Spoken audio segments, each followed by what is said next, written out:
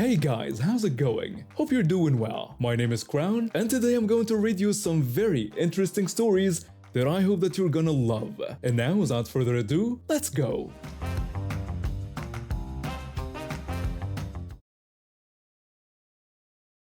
20 years ago, I was working for a software company that specialized in systems for banks and credit unions. My job involved traveling to different locations to install and upgrade their computer systems. At the time, I was part of a three-person team handling a big project. Two smaller regional banks had merged, and we were hired to upgrade all their branches with the same software version and connect everything to the new consolidated network. The whole process was pretty complex and took several hours at each location, so we always started a few hours before the bank closed. This gave us a safety buffer in case anything went wrong. We could roll back the changes and fix problems before the bank opened the next morning. This day, we arrived at a small branch location around 4 in the afternoon. The bank was tiny compared to the big city branches I usually worked at. There were only 4 offices, 1 conference room, and space for maybe 5 tellers up front. The plan was straightforward: meet with a branch manager and the bank employees, who would help us go over the upgrade process, then get to work once the bank closed. I called everyone into the conference room at 4:30 sharp. The meeting included the branch manager, 2 employees from my company, and 2 bank employees who would be opening the branch the following morning. We needed the bank staff because my team didn't have complete access to all their internal systems. When I started explaining the upgrade timeline, the bank suddenly got slammed with customers. Apparently it was payday for some large local employer, and the lobby started filling up fast. The line stretched from the tellers all the way to the door, and people were getting restless. I could see the branch manager getting anxious about the crowd, so I rushed through the important details with him first, then dismissed him so he could help manage the situation. I did the same with the 2 opening staff members. My own team knew the process already, they just needed to know which computers to start with first. With the bank staff handling the rush, I finished up with my team and sent them out to grab some food. It looked like the bank might not close on time anyway with that crowd. I headed over to the branch manager's office to review some final paperwork. That's when things got weird. When I walked toward the office, this woman suddenly ducked under the rope barriers and made a beeline straight for me. She tried to follow me right into the manager's office. At first, I thought maybe she was another bank employee I hadn't met yet. But when I turned around, she snapped that it was about time and claimed she had been waiting for half an hour. This made no sense. We had started our meeting at 4:30 and it wasn't even 5 o'clock yet. I tried to explain that she was mistaken and that I didn't work at the bank. She completely ignored what I was saying and plopped herself down in one of the chairs like she owned the place. She announced that she needed to make a withdrawal. I told her sorry, but I couldn't help her with that and she would need to wait in line like everyone else. She refused, saying she had already waited for an hour and claiming that I could do it because I had done it before. She slammed her ID and bank card down on the desk with this entitled attitude that made my skin crawl. Then she demanded that I just open the drawer and give her $2,000. I started to tell her that I couldn't and that I didn't work there, but she cut me off. She insisted it was nonsense and that I had done it before, then repeated her demand for $2,000. When I said I couldn't do it, that's when she lost it. She shot up from the chair and declared that was it. I thought she was going to leave, so I moved toward the door to let her out. Instead, she shoved me backward and screamed that she wasn't leaving the office until I gave her $2,000. Then she did something that shocked me. She grabbed a screwdriver from my text toolkit sitting on the desk and started trying to pry open the desk drawer. This woman was attempting to break into the bank furniture right in front of me. I pushed her away from the desk, and she swung the screwdriver at me like a weapon. I jumped back, but the tip caught my arm, tearing my shirt and scratching the skin. She immediately went back to attacking the drawer. I looked out into the main lobby. Everyone seemed busy with customers, and I wasn't sure if they had noticed her yelling. The desk was heavy and sturdy. She wasn't making much progress with her amateur break-in attempt. I decided to try reasoning with her one more time. I asked her to please stop so I could explain. She paused and looked at me like she had forgotten I was even there. She asked if I was going to get her money or what. I told her clearly that I was not an employee of the bank. She called that nonsense and pointed out that I had just been in a meeting with the other employees. I started to explain the difference, but she cut me off again. She told me to either get her money or get out of her way, then shoved me again, harder this time. That's when I reached my breaking point. I looked out the window and noticed something strange. All the bank employees had gone completely quiet and still. Too quiet. I thought to myself that I would be damned if I was going to stand there and watch this woman rob a bank. She was a big woman, probably had a few pounds on me, but I had played hockey in college. I knew how to deliver a check when I needed to. I took a step back, lowered my shoulder, then with one quick motion I body-checked her straight into the brick wall behind her. Her head smacked against the wall with a solid thunk. She let out a short grunt when the wind got knocked out of her, and then she collapsed to the floor unconscious. The screwdriver went flying across the office. I stood there for a moment thinking that was easier than expected. Why didn't I do that sooner? Then I got worried that maybe I had hurt her seriously, so I knelt down to check. She was breathing steadily, and I figured I shouldn't move her, so I just stepped over her body and walked out into the main bank area. That's when I heard sirens. Lots of them, getting closer fast. A few minutes later, several police officers walked into the bank. Having just knocked the woman unconscious, I immediately put my hands up, expecting to be arrested. But the officers looked at me, nodded, then walked straight into the manager's office where Karen was still lying on the floor. I turned around confused, and that's when I noticed all the bank staff pointing toward the office I had just exited. Later, the branch manager explained what had happened. When Karen started yelling at me to give her money, they triggered the silent alarm. They had moved all the other customers into the conference room for safety and were following their security protocols. Comply with the robber's demands and don't interfere. They thought I was being held hostage. Karen woke up in handcuffs. A paramedic checked her over briefly before the police arrested her for armed robbery, kidnapping, and assault. They bagged the screwdriver as evidence. We teased my tech about it for years afterward, asking him if he ever got his screwdriver back yet. Karen came in wanting $2,000 and left with 5 to 10 years. She ended up serving 4 years in prison. Since I was technically the assault victim in the case, the state told me when she was released. We still finished the software upgrade that night. The bank opened on time the next morning with their new system running perfectly.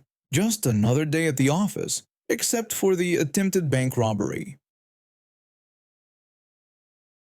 My job is in corporate finance, which means I spend my days surrounded by men in expensive suits who judge you based on how polished you look. It's a cutthroat world where appearance matters just as much as competence, especially for women. That's why I invested in a good relationship with my tailor shop downtown. Every month, I'd bring in my work clothes to get them fitted perfectly. A well-tailored suit can make or break a presentation, and I wasn't about to let sloppy clothing undermine years of hard work climbing the corporate ladder. I'd been going to the same place for 3 years now. The staff knew me, and I had a regular appointment slot that worked with my schedule. The shop wasn't fancy, but they did quality work. The employees all wore matching dress shirts and pants with ties that had the shop's logo embroidered on them, so they were easy to identify. That Tuesday started like any other. I had back-to-back meetings all day, then rushed straight from the office to make my 5 o'clock appointment. I was wearing my navy blue suit with a cream-colored blouse underneath, carrying my leather bag with a few items that needed alterations. The receptionist wasn't at her desk when I walked in, so I took a seat in the waiting area and pulled out my tablet to review a presentation for the next morning. I was deep into adjusting some charts when someone interrupted me. A young woman who'd just entered the shop got my attention. She was probably in her 20s, blonde, well-dressed, and had this expectant look on her face like she was used to getting her way. I asked if she was talking to me, confused by her sudden approach. She told me that she wanted to start her appointment right now because she couldn't wait, demanding that I make it work somehow. I looked around the empty waiting area, genuinely puzzled by her request. I explained that I didn't work there and was also waiting for my appointment. She didn't seem to care about this fact at all. She insisted that she didn't care if it was my day off and that she needed her dress altered because she had a wedding the next day. I repeated that I couldn't help her and told her to look for an actual employee. That's when her whole demeanor changed. Her face went red and her voice got louder. She said she would find an employee all right and that she was getting the manager. She started screaming at the top of her lungs, calling for the manager like the building was on fire. The receptionist came rushing back from wherever she'd been, looking panicked while she tried to calm the woman down. The receptionist asked her to lower her voice and wanted to know what the problem was. The angry woman complained that I was an employee who was refusing to help her, claiming she had an emergency and that I wouldn't do my job. The receptionist apologized but explained that I was a customer who didn't work there and that I was waiting for my appointment just like her. But this woman was having none of it. She kept ranting and making a scene. I decided the best thing to do was ignore her completely. I'd had a 12-hour workday dealing with difficult clients, and I didn't have the energy for whatever this was. So I focused on my tablet and tried to tune out the chaos. A few minutes later, I saw the client ahead of me leaving the back office. My tailor appeared in the doorway and waved me over. I gathered my things and started walking toward him, relieved to finally escape the drama. That's when everything went completely insane. The woman saw me getting up and must have thought I was trying to skip ahead of her or something because she completely lost it. Before I knew what was happening, she lunged at me and grabbed my bag, yelling that I wasn't going anywhere until I helped her. I tried to pull my bag back, but she was surprisingly strong. In the struggle, she managed to get her hands on my $1,000 silk blouse that I'd brought in for alterations. And then I watched in horror while she deliberately tore it apart with both hands, ripping the delicate fabric to shreds. I shouted at her, asking if she was insane and telling her that the blouse had cost $1,000. She wasn't done though. She raised her hand to slap me across the face. Fortunately, I've always had quick reflexes from years of playing tennis, so I caught her wrist before she could hit me. When she wouldn't let go of my destroyed blouse, I grabbed a handful of her hair and yanked until she dropped my things. She started screaming for help, claiming that I was assaulting her and calling me a crazy employee who was attacking her. The whole shop erupted into chaos. Other customers were staring, the receptionist was on the phone, and my tailor was trying to separate us. The woman kept screaming about being assaulted, even though she was the one who'd attacked me first. That's when the manager appeared, followed by two security guards who looked like they could bench press a car. The manager asked what was going on. The receptionist quickly explained that one customer had destroyed another customer's clothing and tried to assault her. The manager took one look at my torn blouse on the floor and the woman's disheveled appearance, and I could see him putting the pieces together. He told the woman that he was going to have to ask her to leave immediately and that they were calling the police. The woman protested that he couldn't call the police on her because she was the victim. The manager explained that she had destroyed another customer's property and attempted to assault her, and that wasn't how they handled disputes in his shop. I told him yes, please call the police because I wanted to press charges. The officers arrived about 15 minutes later. By then, the woman had realized how much trouble she was in and was trying a different approach. She told the officers that this was all a misunderstanding, explaining that she thought I worked there and was just frustrated because she had a wedding the next day. One of the officers responded that even if there was a misunderstanding, she couldn't destroy someone else's property or try to hit them. The police took statements from everyone, including the other customers who'd witnessed the whole thing.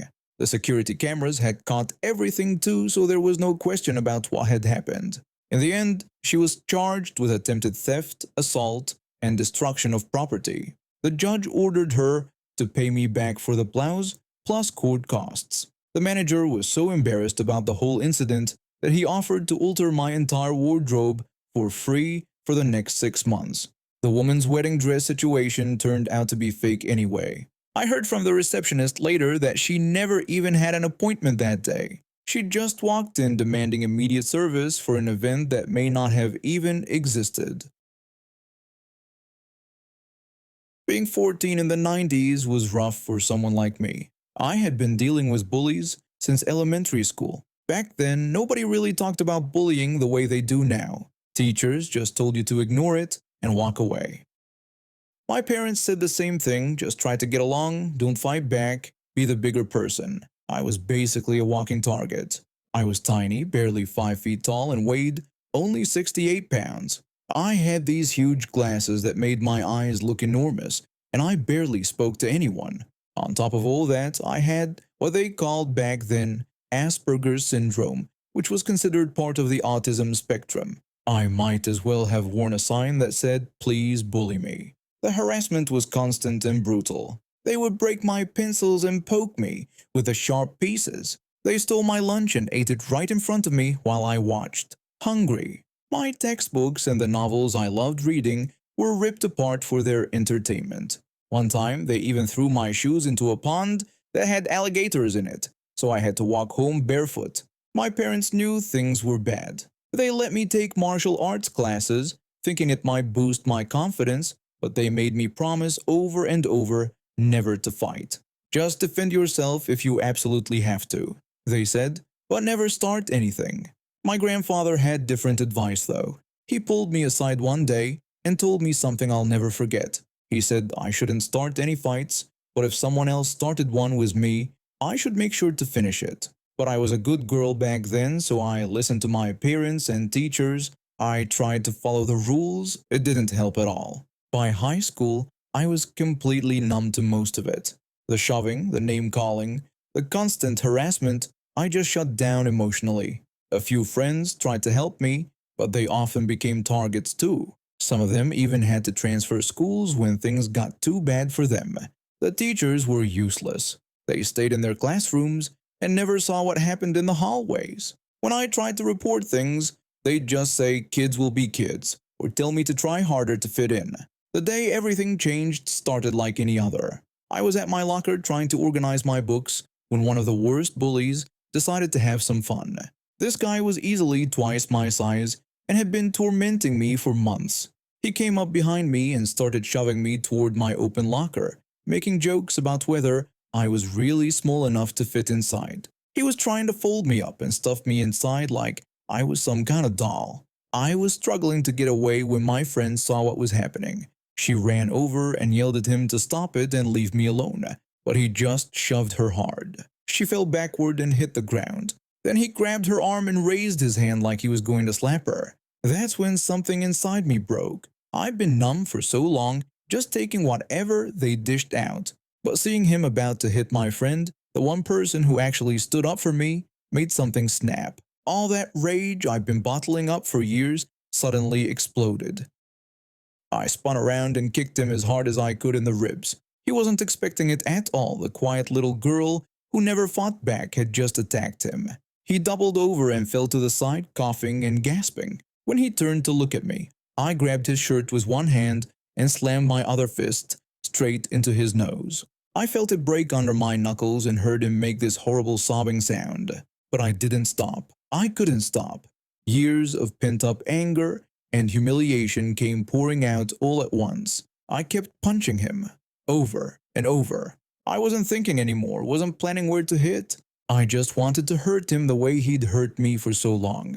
He tried to fight back, but he'd never expected the tiny girl to actually defend herself. Every time he managed to land a hit on me, I just got angrier and hit back harder. I was like some kind of wild animal. We ended up near the stairwell, and that's when my mind cleared for just a second.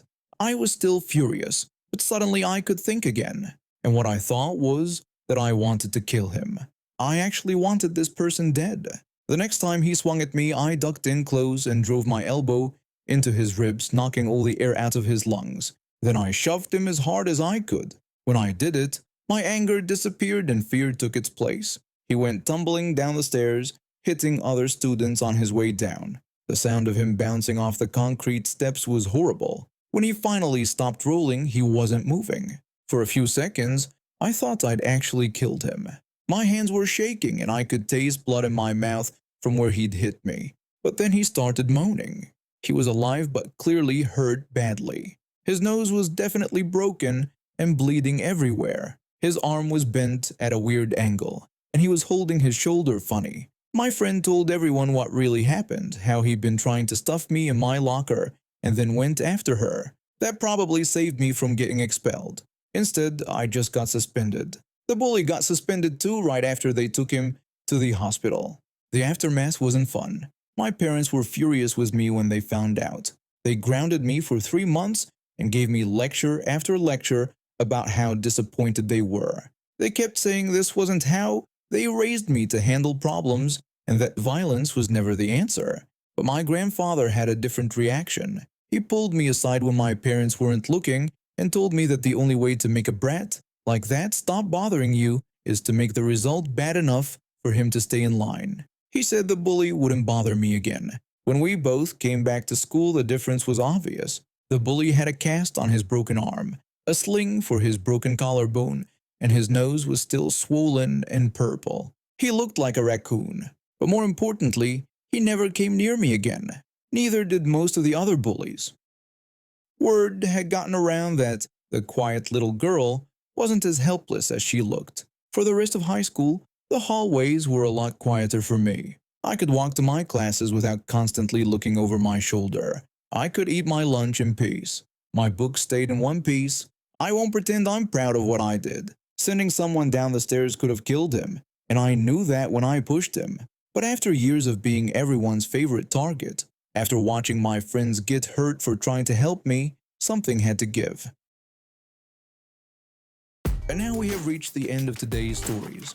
Thank you for watching, and see you next time.